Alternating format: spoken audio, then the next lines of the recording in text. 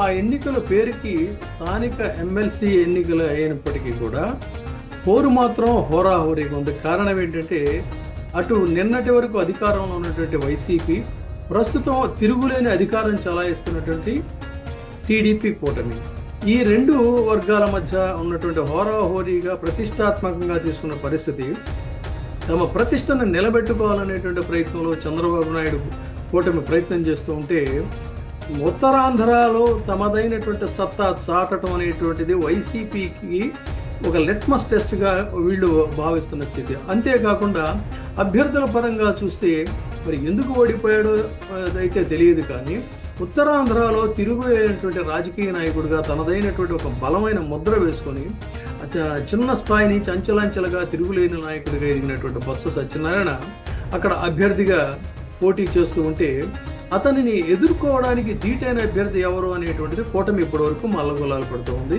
ఎన్నికల తేదీ కూడా దగ్గర పడుతుంది, ఈ నెలాఖరులో జరుగుతున్నటువంటి ఎన్నికలు. అయితే ఈ రోజున వీళ్ళు సమావేశం అవుతున్నారు. దాదాపుగా పల్లా శ్రీనివాస్ అనేటువంటి వ్యక్తినే పెట్టాలి, మొత్తం అందరూ కూడా దీని మీద శక్తివంచన లేకుండా కృషి చేయాలి, ఎవరు ఎంతమందిని కొనుగోలు చేయగలరో మీ సత్తా చాటండి, దీనికి క్యాప్టెన్సీ బాధ్యత మాత్రం అచ్చెన్నాయుడిది అని చంద్రబాబు నాయుడు గారు అచ్చెన్నాయుడు గారికి బాధ్యత అప్పచెప్పారు. ఇవాళ వాళ్ళు వ్యూహరచన చేస్తున్నది. వాస్తవంగా చూసుకున్నట్లయితే ఏంటంటే ఒక 450 దాదాపుగా ఓట్లు కావాల్సినటువంటి పరిస్థితిని సాధించగలమా అనే దాని మీద వీళ్ళు చాలా సీరియస్గా కూర్చొని ప్రయత్నం చేస్తున్నారు. ఈ 450 ఓట్లలో వీళ్ళకున్నది 838 ఓట్లలో కేవలం తెదేపా బలం 200 మాత్రమే. మరి 200 ఉన్నటువంటి పరిస్థితుల్లో కనీసం 90 నుంచి 100 ఓట్లు వీళ్ళు కొనుగోలు చేయాలి.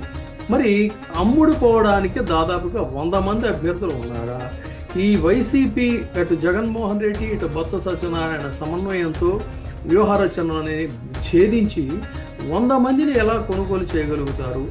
కేవలం తమ పార్టీ వేసేటువంటి గాలానికి ఎన్ని చేపలు పడతాయి, 100 చేపలు పడతాయా అనేటువంటిదే ఇక్కడ ఒక ఆసక్తికరమైనటువంటి అంశం. అయితే వాస్తవానికి ఏంటంటే ఈ ధర్మబద్ధంగా జరగటాలు ఇవి ఇలాంటివేవో జగన్మోహన్ రెడ్డి గారు మాట్లాడుతున్నారు, కానీ అసలు ఆ డిక్షనరీలో ఆంధ్రప్రదేశ్ రాజకీయాలు అనేటువంటి ఒక గ్రంథంలో ఆ డిక్షనరీలో అలాంటి పదాలకి ధర్మం, న్యాయం, నిబద్ధత, నైతికత ఇలాంటి పదాలకు అర్థం లేదనేటువంటిది చాలా స్పష్టంగా తెలుస్తున్న తర్వాత వాటి గురించి మాట్లాడుకోవటం అనవసరం. ఇక్కడ ఏంటంటే ఈ రణతంత్ర నీతి, ఈ రణతంత్ర నీతిలో ఎవరు ఎత్తులకు పై ఎత్తులు వేయగలుగుతారు, ఎవరిని ఎలా చిత్తు చేయగలుగుతారు అనేది వాస్తవంగా చూసుకుంటే అక్కడ బలం ప్రకారంగా చూసుకుంటే టీడీపీ అసలు అభ్యర్థినే నిలబెట్టకూడదు కాదు. ఒకవేళ అభ్యర్థుల యొక్క గొప్పతనం అని చూసుకున్నట్లయితే బొత్స సత్యనారాయణ యొక్క సీనియారిటీ ముందు, నాయకత్వ పటిమ ముందు ఏ విధంగా కూడా ఏ అభ్యర్థి కూడా సరి పోల్చగలిగినటువంటి వ్యక్తులు కూటమిలో లేరు. పల్లా శ్రీనివాస్ అనే వ్యక్తి సంగతి కూడా ఇంచుమించు అదే. అలాంటి పరిస్థితుల్లో ఒకవేళ బొత్స గనక గెలవటం అనేది జరిగితే పేరుకు అధికారం తమదైనప్పటికీ కూడా, తిరుగులేనటువంటి అధికారం తమదైనప్పటికీ కూడా, ఇప్పటికే కౌన్సిల్లో తలనొప్పిగా తయారైనటువంటి వైసీపీకి ఆయన కౌన్సిల్ చైర్మన్ కనుక అయినట్లయితే ఇంచుమించుగా సగభాగం అధికారం, అంటే పెత్తనం చలాయించేటువంటి వ్యవహారం ఏదున్నా కూడా రాజ్యాంగబద్ధంగా చూసుకున్నప్పుడు సగభాగం అధికారం మాత్రం తిరిగి వైసీపీ కైవసం అవుతుంది. అందుకని అంతేకాకుండా వాళ్ళలో ఒక మళ్ళీ నైతికత అనేటువంటిది పెరుగుతుంది. అధికారంలోకి వచ్చిన తర్వాత లేవకుండా చితక్కొట్టడమే ఒక కార్యక్రమంగా తీసుకున్నటువంటి చర్యల్లో దీనికి బ్రేక్ పడి తిరిగి మళ్ళీ వైసీపీలో ఒక నూతన జవసత్వాలు, నూతన ఉత్తేజం అనేటువంటిది వస్తుంది. కాబట్టి ఖచ్చితంగా దానికి ఏమైనా ఫుల్ స్టాప్ పెట్టాలి, ఎంత డబ్బు ఖర్చు అయినా పర్వాలేదు, వ్యూహరచన చేయండి అనేటువంటిది ఉన్నారు. మరి ఇటువంటి పరిస్థితుల్లో ఏం జరుగుతుంది, ఏం జరగబోతోంది అనేటువంటిది సర్వత్రా ఒక ఉత్కంఠ.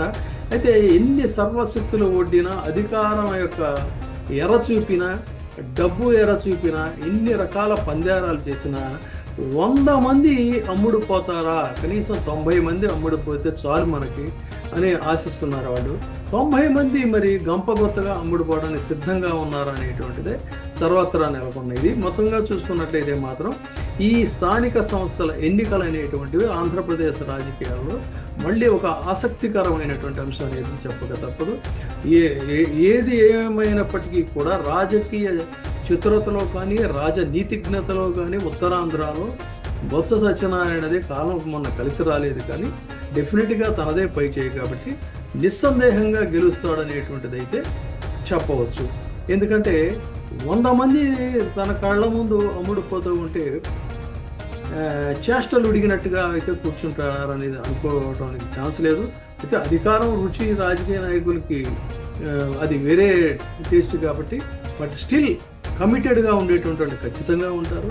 ఆ కమిట్మెంట్లో కొన్ని ఓట్లతోనైనా సరే బొత్స సత్యనారాయణ అతి సునాయాసంగా బయటపడే అవకాశాలు అయితే స్పష్టంగా ఉన్నాయని మాత్రం చెప్పక తప్పదు.